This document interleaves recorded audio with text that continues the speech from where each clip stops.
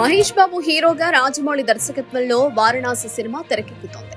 ఈ మూవీ ఇప్పటికే 3 షెడ్యూల్ ని కంప్లీట్ చేసుకుంది. ఇక ఇలాంటి క్రమంలోనే ఇప్పుడు రాజమౌళితో పాటు మహేష్ బాబు ఈ సినిమా మీద స్పెషల్ కేర్ తీసుకుంటున్నారు.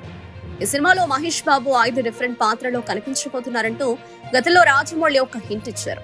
ఒకదానికి తగ్గట్టుగాని అందులో ఒకటి రాముడు పాత్ర కాగా మిగతా 4 పాత్రలు ఏంటి అనే విషయం మీద ఇండస్ట్రీ వర్గాల్లో చర్చలైతే జరుగుతున్నాయి.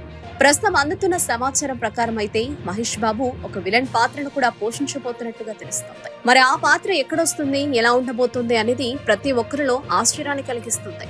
ఇక ఇలాంటి సందర్భంలోనే ఇప్పుడు మహేష్ బాబు నుంచి వస్తున్న ఈ సినిమాతో అతను పాన్ ఇండియాను దాటి పాన్ వరల్డ్ లెవెల్ కి వెళుతున్నారు. 5 డిఫరెంట్ పాత్రలో కనిపిస్తున్న మహేష్ బాబు ఇందులో విలన్ పాత్రని పోషిస్తున్నారు. ఇక పాత్ర చేయడానికి తను కొంతవరకు ఇబ్బంది పడుతున్నారట. ఎందుకంటే తన అభిమానులు తనని ఎలా రిసీవ్ చేసుకుంటారనే దాని మీదనే సర్వత్రా ఆసక్తి అయితే నెలకొంది.